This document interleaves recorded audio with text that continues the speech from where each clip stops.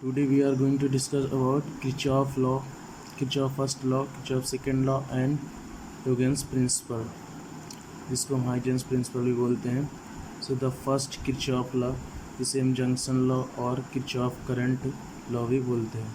So it states that the algebraic sum of the current meeting at a junction in a closed circuit is zero. Kirchhoff first law, जिसे हम junction law और current law भी बोलते हैं, ये state करता है कि sum of algebraic of the current, जो करंट का सम होता है, एल्जेब्रिक सम होता है, मीटिंग एट अ जंक्शन, जो एक जंक्शन पर मीट करता है, मिलता है इन अ क्लोज्ड सर्किट, एक बंद सर्किट में, इस जीरो, वो होता है zero. It support the law of conservation of charge.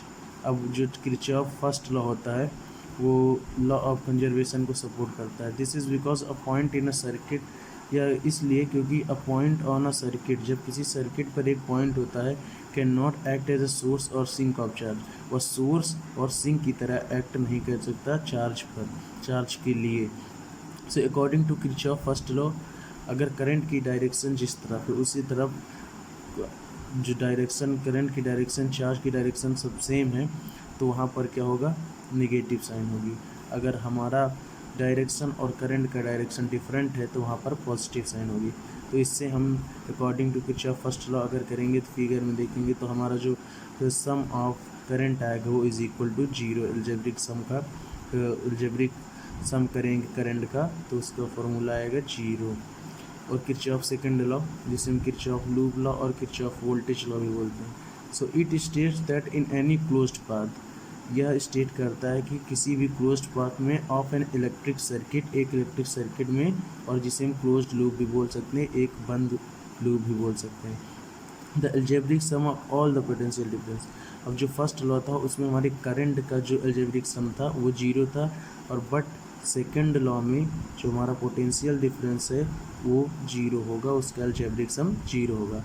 So sum of delta V is equal to zero, and the equation is equal to IR1 plus IR2 plus IR3 plus IR4 from this figure is equal to 0. So Huygens principle क्या होता है, every point on a given wave, कोई भी wave दिया हो उस पर point, जो एवरी पॉइंट होता है, front act as a fresh source of secondary wavelets which travel in all directions with the speed of light. किसी भी every point on given wave front, अगर कोई वेव फ्रंट है उसके हर एक पॉइंट पर एक fresh source of secondary wavelets open होता है, जिसे हम किसी पॉइंट पर देखेंगे अगर किसी वेव फ्रंट में, तो उसमें से दूसरा वेवलेट्स निकलने की कोशिश करता है, जिससे अगर उस पॉइंट पर हम देखेंगे उसके पॉइंट पर वेवलेट्स के, तो दूसरा वेवलेट्स निकलने की कोशिश करेगा. सो विच ट्रेवल इन ऑल डायरेक्शन, जो कि सभी डायरेक्शन में ट्रेवल करता है.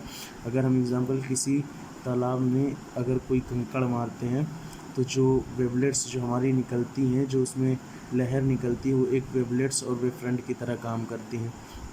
सो वो हमारे सभी डायरेक्शंस में होती हैं. अगर हम किसी जगह पानी में डिप करते हैं पत्थर को, तो चारों डायरेक्शन में, सभी डायरेक्शंस में मूव करती हैं. So in all direction with the speed of light, speed of light के साथ जो वेव फ्रंट में फ्रेश सोर्स की तरह काम करती हैं वेवलेट्स, उसी को हम कहते हैं हाइजेंस प्रिंसिपल.